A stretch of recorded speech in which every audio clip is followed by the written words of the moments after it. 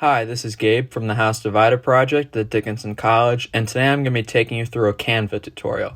Canva is a design platform that makes it really easy with its preset tools and templates to make really professional looking graphic designs quickly. You'll go to the Canva website and you go over to Plans and click Free. Click Get Started and then put in your email. When you open up Canva, you get to this home screen with lots of different design options like video, presentation, logo, and more. Canva has a lot of these, which means it's a very versatile graphic design tool. But today I'll be taking you through how to make a YouTube thumbnail. To do that, you'll go to Templates, and then in the search bar, you'll type in YouTube thumbnail. Since we're on a free account, make sure you scroll over on the filters and click Free. And even when we click on Free, we still have over 3,000 templates to choose from. And so that can be a little overwhelming, and it might take you a while to find a template, but just remember the template doesn't have to be perfect because you can always modify it. So eventually I finally found a template I like, and so I'll click on it and click Customize this template.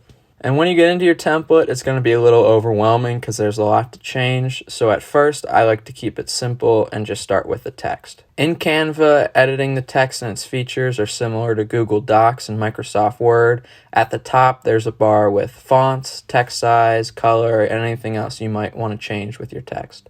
Also in Canva, you can edit images and their attributes, their brightness, saturation, etc. The next thing I'm going to do is go into uploads because I know I have a few pictures I'm going to want to put on my thumbnail and I just want to get those in.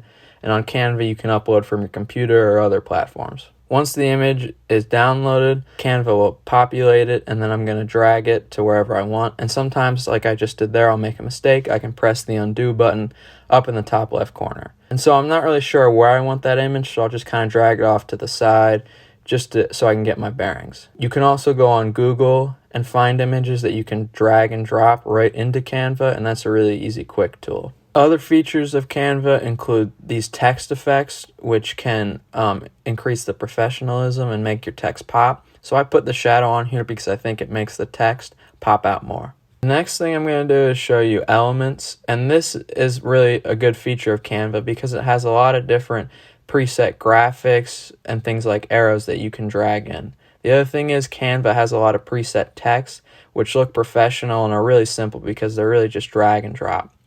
Canva also has even more that you can upload from, like GIFs. The next thing I'm going to do is just delete any remnants of the original template, and in the background there's these very faint gym outlines, and I want to make sure I go through and delete anything that doesn't really fit my theme.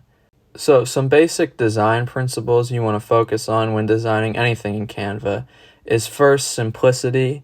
You don't want too many pictures or text that looks cluttered. The next thing is you want a focused message.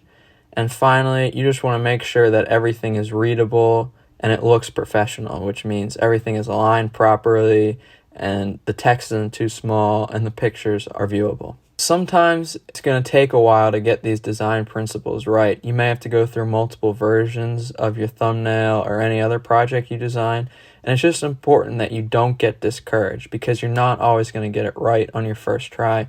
With my final design, I think I've covered those principles I've talked about earlier. I have only a few pieces of text, but they're big enough to read, and I only have 4 images, and they all relate to my theme, which is making a Canva tutorial about thumbnails from the House Divider project. And finally, the simplicity in my image really makes it stand out. These are a few other thumbnails I've made using Canva, and I just want to reiterate, they're both pretty simple. They only have a few pictures, but they connect back to the theme.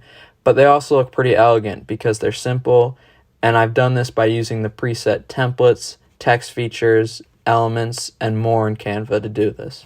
Canva can be used for a lot of different designs, so I wanted to show you this educational posters template I found that I'm going to be using to create a graphic that I'll be putting in my video.